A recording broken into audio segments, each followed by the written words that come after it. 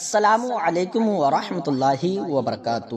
آج کی اس ویڈیو میں آپ بابری مسجد کی حقیقت تاریخ کی روشنی میں جانیں گے۔ بابری مسجد سن 1528 عیسوی میں موجودہ ایودھیا میں تعمیر ہوئی۔ بابر کے کمانڈر بیر باقی نے مسجد کی تعمیر کرائی اور اسے اپنے بادشاہ بابر کے نام سے موسوم کیا۔ یہ وہ زمانہ تھا جب سلطنت مغلیہ کے والی ظہیر الدین محمد بابر نے ابراہیم لودھی اور رانا ساغا کو قراری شکست دے کر سلطنت مغلیہ کی بنیاد رکھی۔ بابر کی عمر نے زیادہ وفا نہیں کی۔ سن 1530 عیسوی میں بابر کا انتقال ہو گیا، یعنی بابر نے بھارت میں 4 سال تقریباً گزارے۔ ان 4 سال میں بابر نے 4 بڑی جنگیں لڑیں، جن میں جنگ پانی پت، جنگ خانوا، جنگ چندیری، جنگ گہاگر شامل ہیں۔ یعنی بابر کے 4 سال قیام ہند کا اکثر وقت جنگوں ہی میں گزرا، لیکن بابر کی جنگی مہارت نے 4 سال ہی میں اس ایک بڑے رقبے کا بادشاہ بنا دیا تھا۔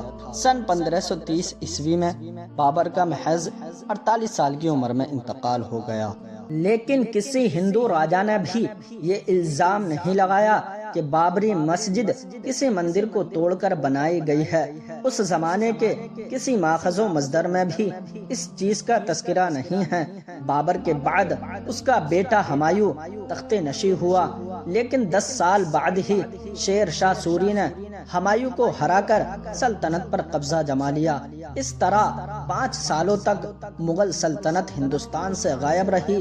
اگر بابری مسجد مندر توڑ کر بنائی گئی ہوتی تو ان 5 سالوں میں یہ بات ضرور سامنے آتی، کیونکہ مغل راج ختم ہو چکا تھا اور اقتدار مغل حکومت کے دشمنوں کے پاس تھا۔ مگر ان 5 سالوں میں بھی ایسی بات ہندو سماج میں بھی نہیں تھی۔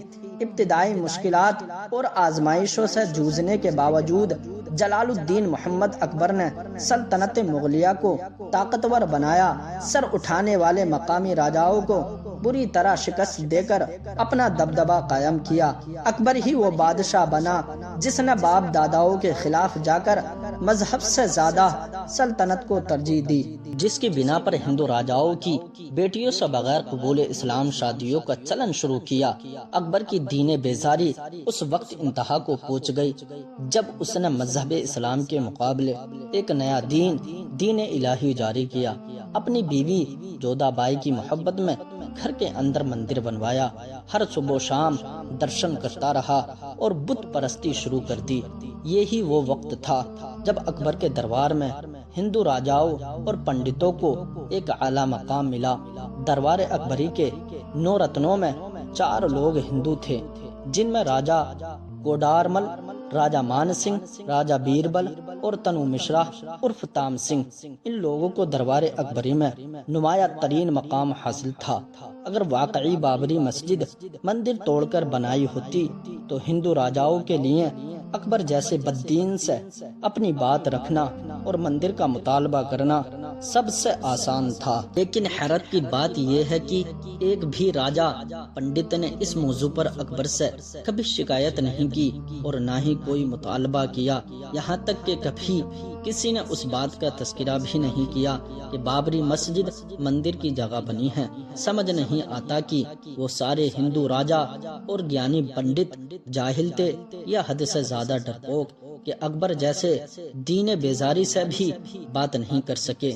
بادشاہ اکبر سے جہانگیر، شاہ جہاں اور اورنگزیب عالمگیر کے زمانے تک سلطنت مغلیہ پوری آن بان شان کے ساتھ سن 1707 تک چلتی رہی اور حضرت اورنگزیب کے انتقال کے بعد سن 1803 میں ہندوستان پر مغل اقتدار کمزور ہوتا چلا گیا، یہاں تک کہ انگریز قابض ہو گئے۔ بس علامتی طور پر بادشاہت باقی رہی۔ سن 1857 عیسوی میں مغل تاجدار بہادر شاہ ظفر مغل سلطنت کا مکمل خاتمہ ہو گیا۔ خاتمے تک کسی ایک بھی ہندو مؤرخ نے بابری مسجد پر کوئی دعویٰ نہیں کیا، نہ مندر ہونے کا دعویٰ کیا اور نہ ہی کوئی قصہ سامنے آیا۔ بابری مسجد کو تقریباً اس وقت 334 سال ہو چکے تھے۔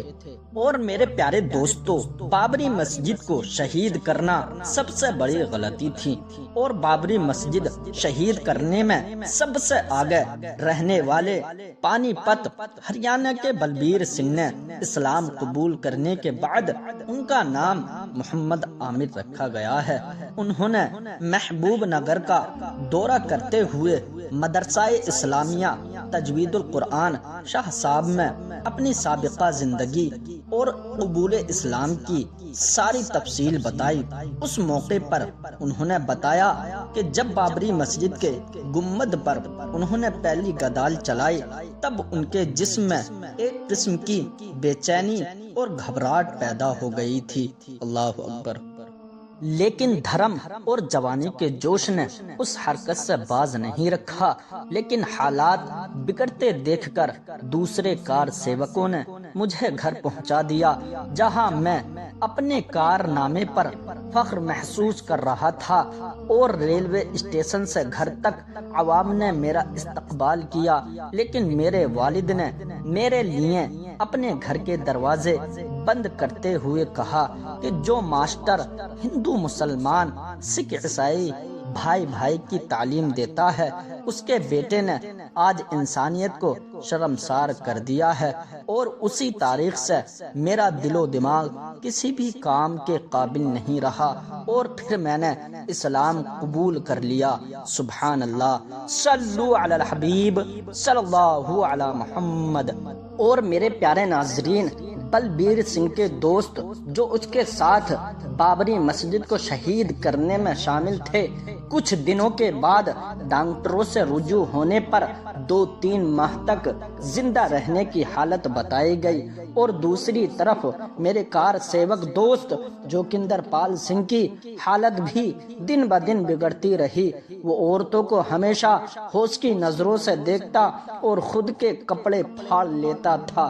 اس طرح اس کو اللہ تعالیٰ نے دنیا میں ذلیل کر دیا، اور ہر کوئی اسے چپل جوتوں سے مارنے لگا۔ گھر والوں نے حالت دیکھی تو اس کو گھر میں بند کر دیا، لیکن وہ گھر میں بھی اس کا رویہ نہیں بدلا۔ ایسے میں تنگ آ کر علاج کروانا شروع کیا، لیکن علاج سے کوئی فائدہ نہیں ملا، اور نا امید ہو کر بیٹھ گئے۔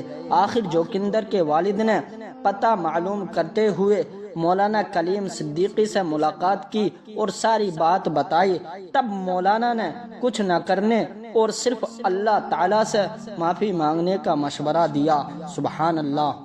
جس پر اس کا والد مقامی مسجد کے سامنے ہی گڑ گڑانے لگا۔ اچانک جوگندر کی طبیعت میں سدھار آنے لگا۔ قدرت کے اس کرشمے کو دیکھتے ہوئے جوگندر کے والد اور پھر جوگندر نے بھی اسلام قبول کرتے ہوئے اپنا نام محمد عمر رکھ لیا۔ سبحان اللہ۔ ایسی ویڈیوز دیکھنے کے لیے ہمارے اس چینل کو ضرور سبسکرائب کیجیے۔